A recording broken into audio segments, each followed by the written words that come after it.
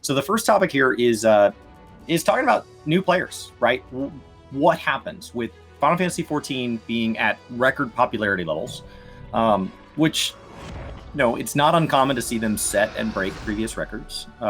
Shadowbringers had an incredible interest going in and had developed an incredibly large interest early on and has been popular throughout. So like queue times are not something that I'm like concerned when I see. It's something we've had throughout patch days. We've had, logging in. We've even seen them go as far as to start turning on AFK timers and things, which they are not currently on. And so we've seen them when those start to get large in the past. So it could be worse. I will say that disproportionately right now, because our top end scene might be at a point where if you're done with relics, if you don't have any other boss fights that you want to work on, this might be a time that for veteran players is a really great time to take a break, knowing full well that no matter what other game you're going to go play in the meantime, you are absolutely coming back November 19th, no matter what. Doesn't matter if that other game's the greatest game of all time. It's not better than Endwalker.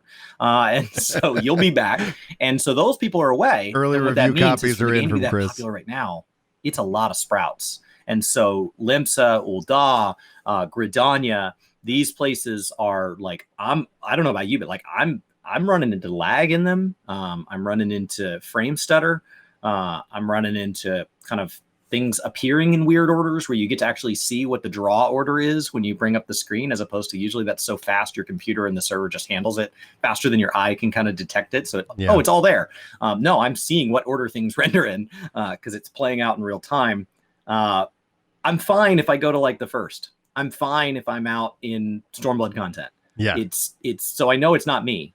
It's specifically these early capital cities. So let's break down the discussion post here. There's some questions, and even below it, a couple of interesting points that we want to highlight. But it starts with, wanted to get a little bit more focused discussion on the this momentous occasion. While there are no lucky Boncho numbers, several other indicators point that Final Fantasy XIV is having a bigger active player base than ever before, even while in a pre-expansion content dip. And so kind of on that subject, if you guys aren't really aware, in terms of flow, because you're new, welcome to Final Fantasy XIV. We're so glad you're here. Typically, like this is the time where players who maybe played through the previous expansion story, they'll take a break usually around like the 0.1 patch, which happens a couple of months after the expansion drops. And they typically come back around this time. So seeing a surge during this 5.5, to the expansion isn't atypical. What is atypical is that it's not just a surge in players who are coming back for prepping for Endwalker, who took a couple patches off, but I'm seeing 1.0 players coming back. I'm seeing players who haven't played since 2.0 coming back. I'm seeing on the largest streams, outside of Asmon, because I think Final Fantasy XIV is literally just crushing over on Twitch right now. But outside of just one guy, it's not just one guy. We got Co-Carnage. We've got so many others that even what you would consider like the most popular group of streamers literally are talking about what is going on. MMORPGs are surging, but Final Fantasy is like leading this pack. Players are hungry for an amazing game, and that's what Final Fantasy has been. Everybody's like, Final Fantasy didn't do anything different. It's been crushing this whole time. Everybody just hasn't, in my mind, been playing a close attention. Anyway, I'm gonna let Chris weigh in because we've only made it for the first sentence on this article. So I think the natural tendency here is, Brian is the optimistic one here, and so when I look at society and we look at just human nature, and you take a history class and you view it as a story being told, when there's times of plenty, everybody's in a good mood. It's not hard for a game to be good when it's good. It's not hard for people to be friends when everybody's happy and there's plenty to go around. When you see people's underlying, the parts of themselves that maybe they want to work on, the parts of themselves maybe they're not proud of, when you see the parts of humanity that we don't brag about, it's typically in times of scarcity, when there's a lack of resources. And so in the gaming world, when you start to see them not able to distribute complete editions, and so you have a friend coming into the game and they literally are saying, hey, we're not distributing codes right now, not because we can't spin up an infinite number of codes, but because we can't promise the service that those codes imply. And so when you start to see people getting wait times, when you start to see people, certain servers kind of bogging down and certain market board behaviors being atypical, and you feel like your way of life is under attack by this change, by this delta, it's easy to want to seek out something to blame, something to hate, something to be frustrated at. And so I don't think this one is written that way. But I have seen a lot of frustrations. And so it's why I'm really hesitant to kind of fall into that, like, Twitter, let's get it down to 144 characters. Like, oh, Asmongold caused this by himself. No, he's had probably at this point millions and millions of people stop by his stream, but many of those people were already 14 players. Many of those people still aren't going to play 14. If they are, it's not like, well, we actually found Asmongold in your browser history. You have to play on Cactar now. Like, I'm sorry. Like, we tried to log you in. We wanted to put you on a recommended server. You live in the EU. I wanted to get you on an EU server. Unfortunately, because you've watched 1 minute of Asmongold, you have to go to Cactar now. Like, that's not the case. And it's not just him. We've had enormous impacts. I think Zeppel has had a huge impact on new players. Yes. The marketing campaigns, the Fat Black Chocobo campaign, the come back and log in for free campaign, all these returners coming back and getting free hours between now and August 23rd or whenever it is.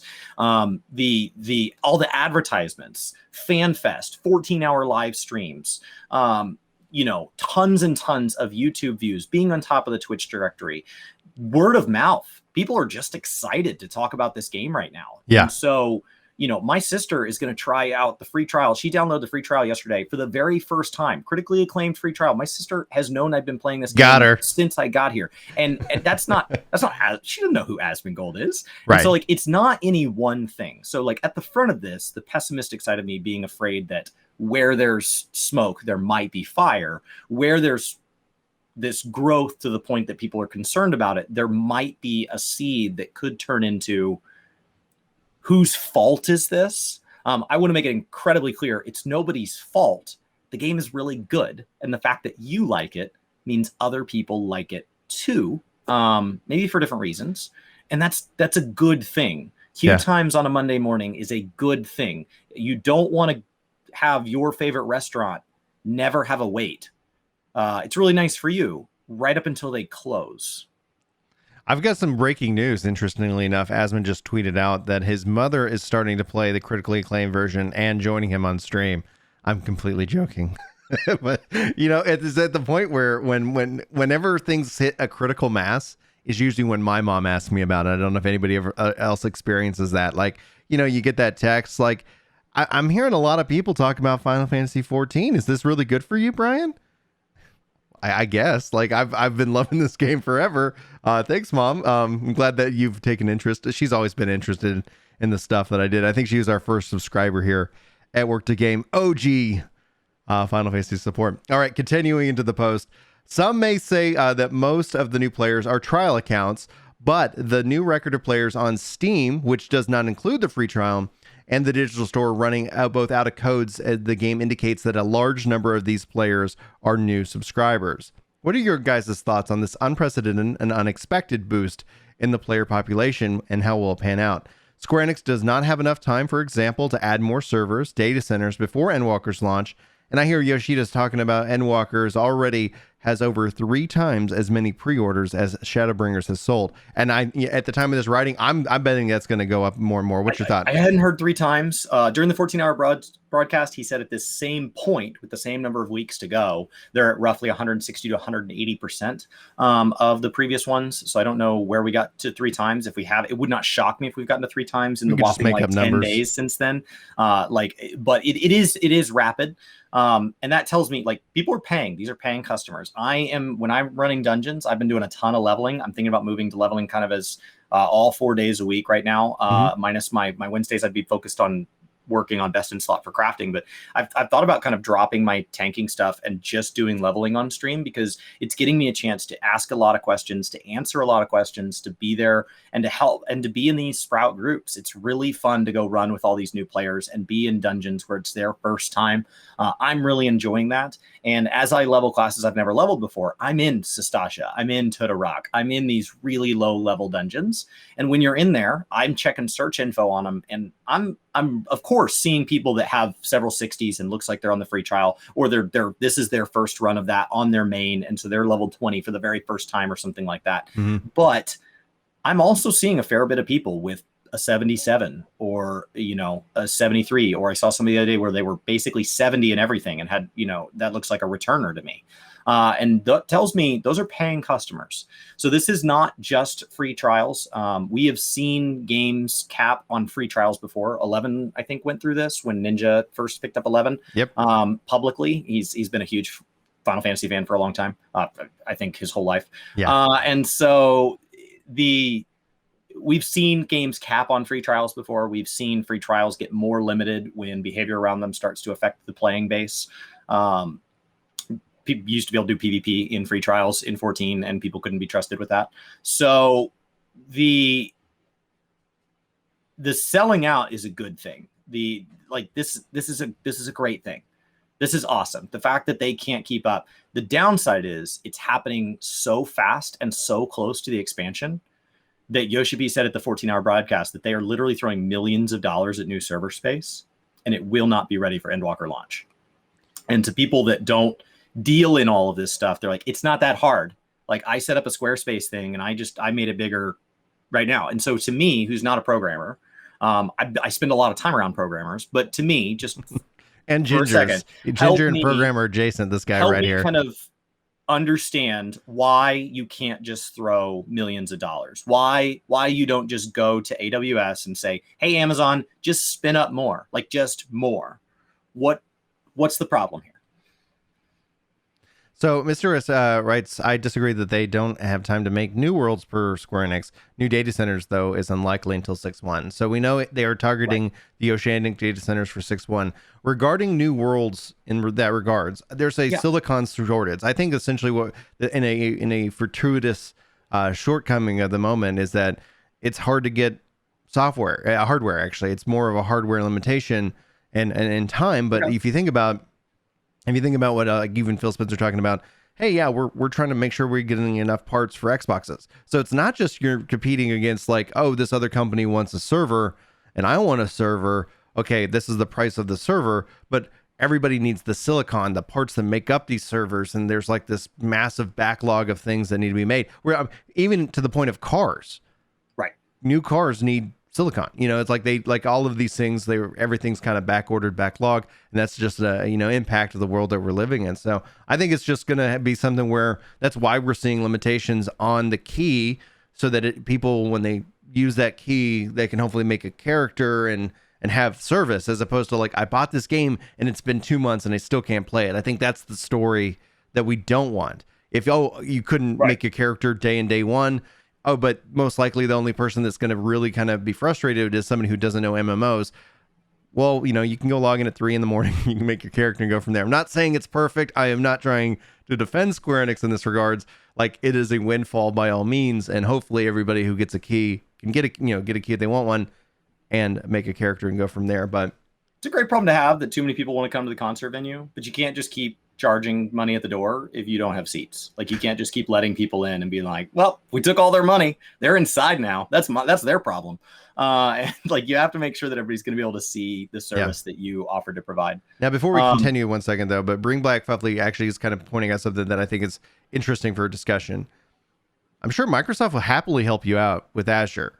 I'm sure Google is also there, and I'm sure Amazon. When you look at kind of the three big pillars of cloud hosting, I don't think it's a switch, right? Like, let's say Square Enix signed today with Microsoft. I don't think it's like an instant switch where all of a sudden all their servers are virtualized in the Azure cloud.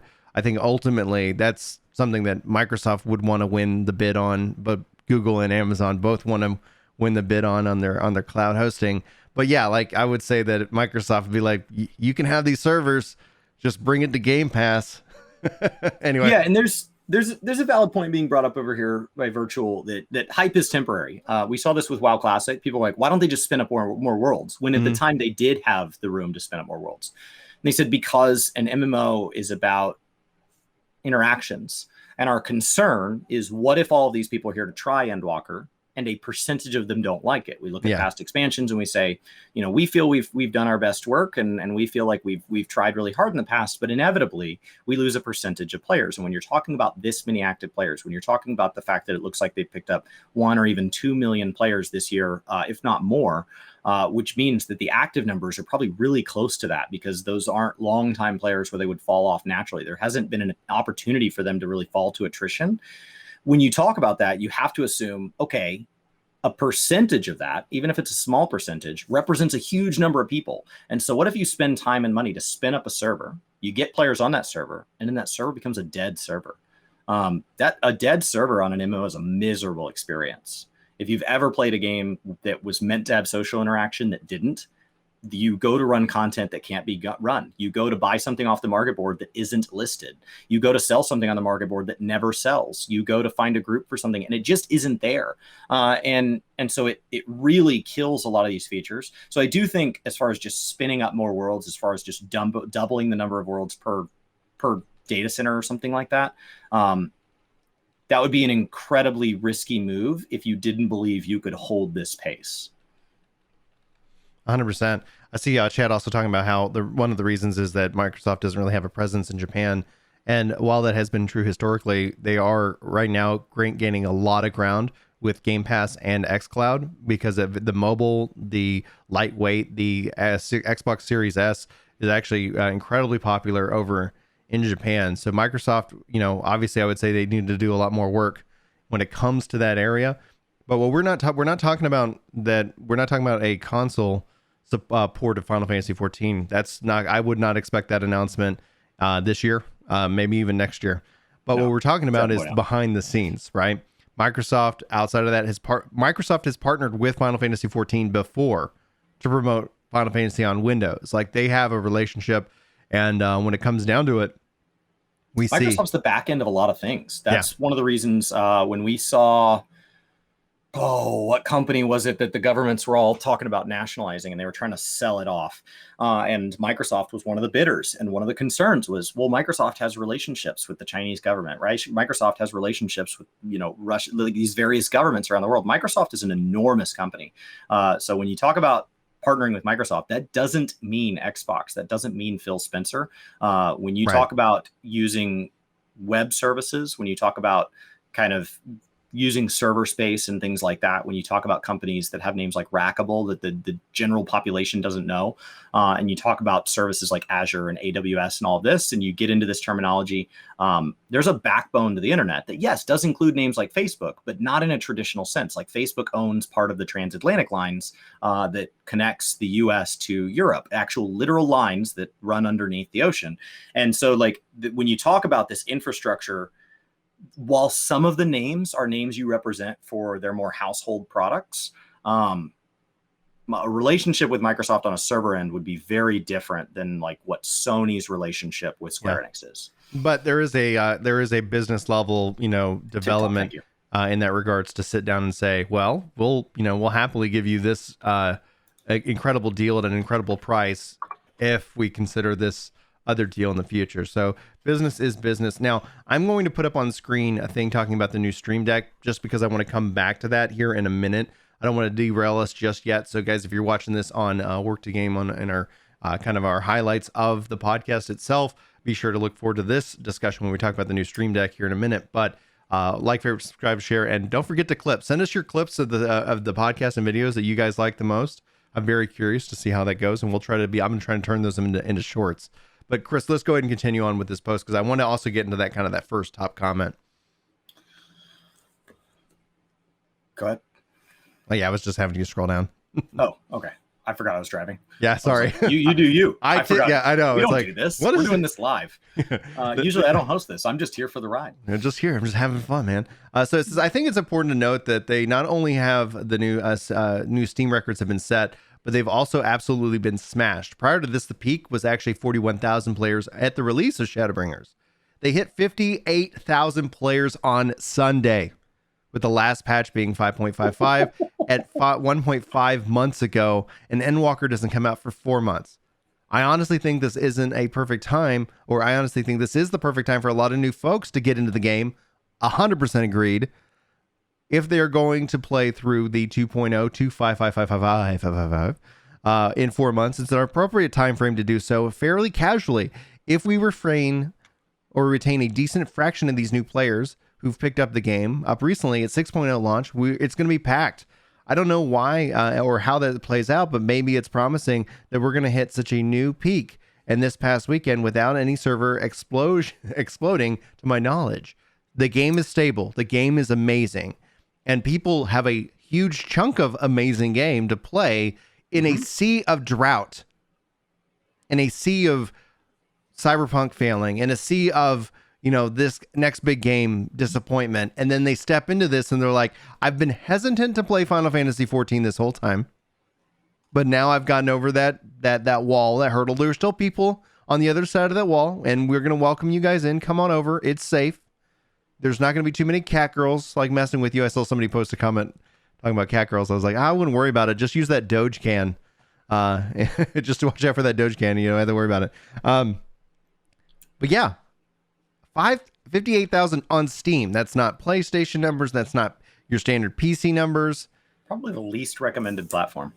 Not as a dig on Steam, but just compared to the other three, I think it's the one that I hear the least about. So I can't imagine those numbers are anything but larger on the other three.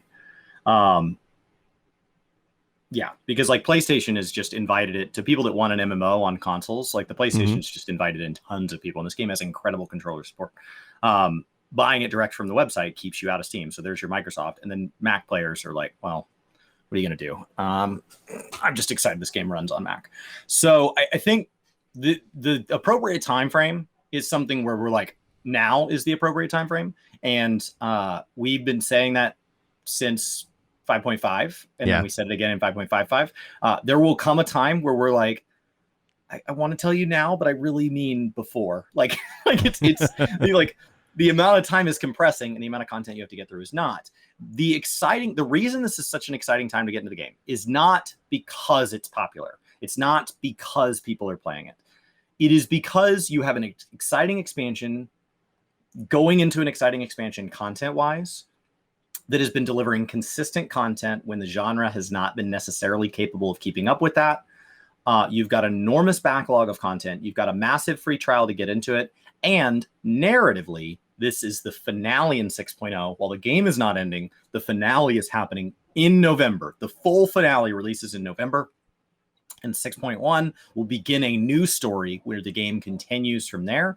And so you are getting the opportunity to be told that you have this like Super Bowl style event, that you have its final season of a TV show. It's the final season of Breaking Bad, and you know that now. And so you have 4 months to say, I've been meaning to watch that show. And you have 4 months to sit down, strap in, and binge all of it. Yeah. And even though you could have been here for the last many years, you will literally be on equal footing with everybody who was. You can catch up. You can be here with us, just as invested, just as excited, totally right there with us. And you didn't have to take the risk over the last several years of what if this doesn't build towards something awesome. You have the advantage of hindsight.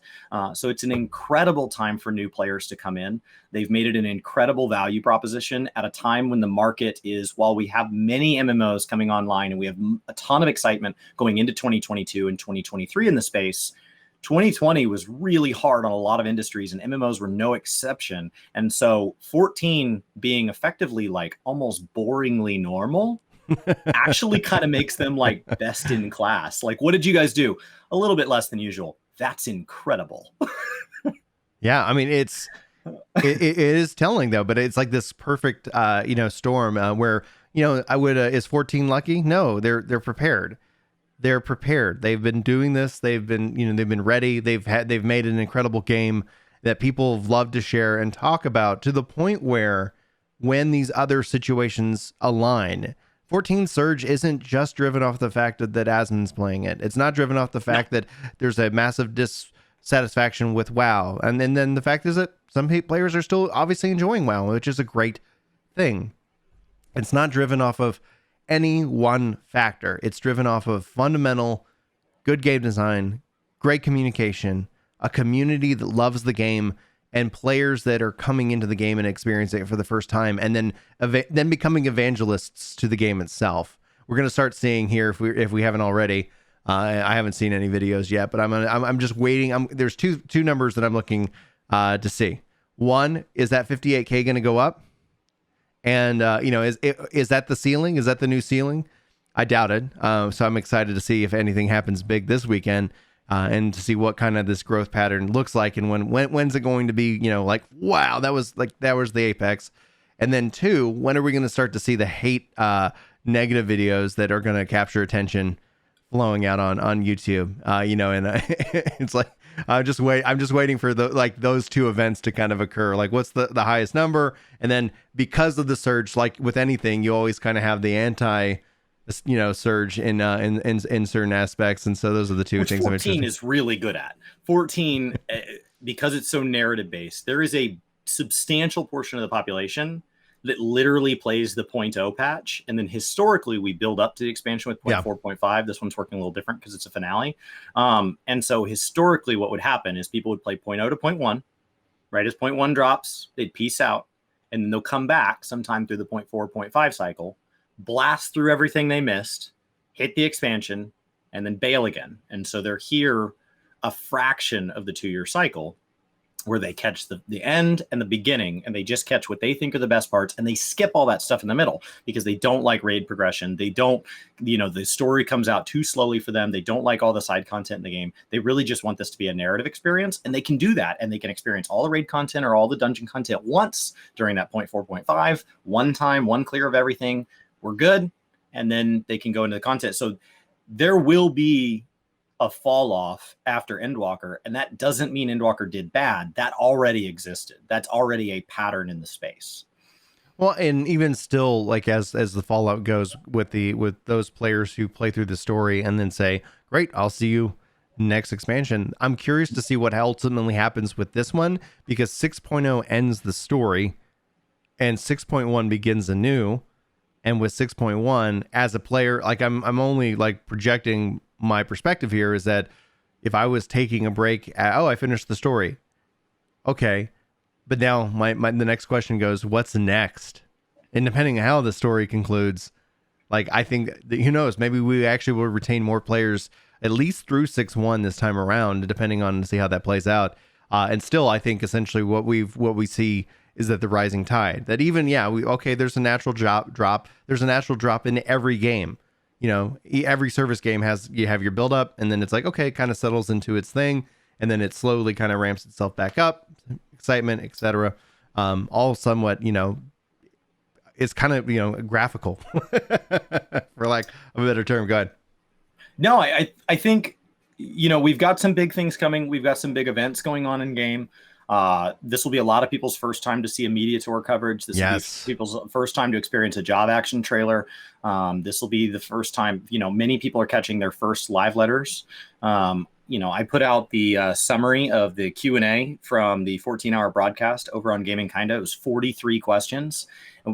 Massive. And so, I was asked regularly while I was streaming me putting together that video, where do I get the link to this? Where do I get all this information? And I think a lot of that comes from not being aware of, like, this isn't the last one of these. They roll out the same way every time. They're translated from Japanese. And so there's these processes where we're bringing a lot of people in. And so I have 2 questions around that. Like, first of all, like, how are people going to feel as they kind of get brought into the norms of the space, the things that you and I have come to expect, where when when I tell my wife that we have a live letter coming up, I don't have to explain it anymore. Right. Like, she knows, so he's going to pull some weird hours in the next week. He's going to talk about 14 way too much, and I'm going to hear him talking in his office too loudly. And then immediately after the live letter, there's going to be some long work days where he's recording summaries or things like that.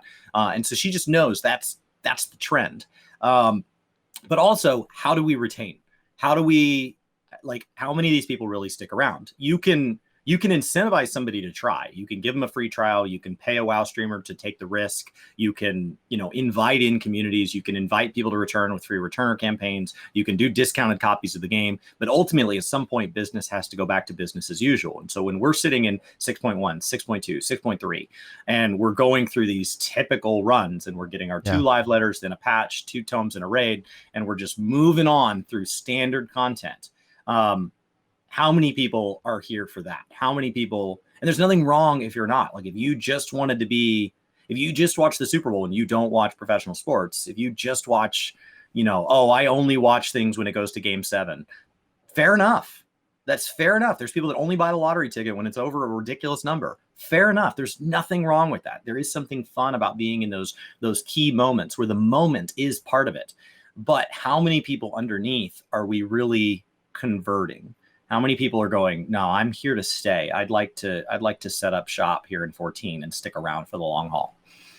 Yeah, and at the end of the day, I'm just excited as the community grows and welcomes in new players, and finding people who find this as their new home MMORPG, their new community in which that it's not really about progression. It's about playing with friends, having fun, being silly in town, and apparently trying to create some serious lag in one of the 3 starting cities because they're just being overrun.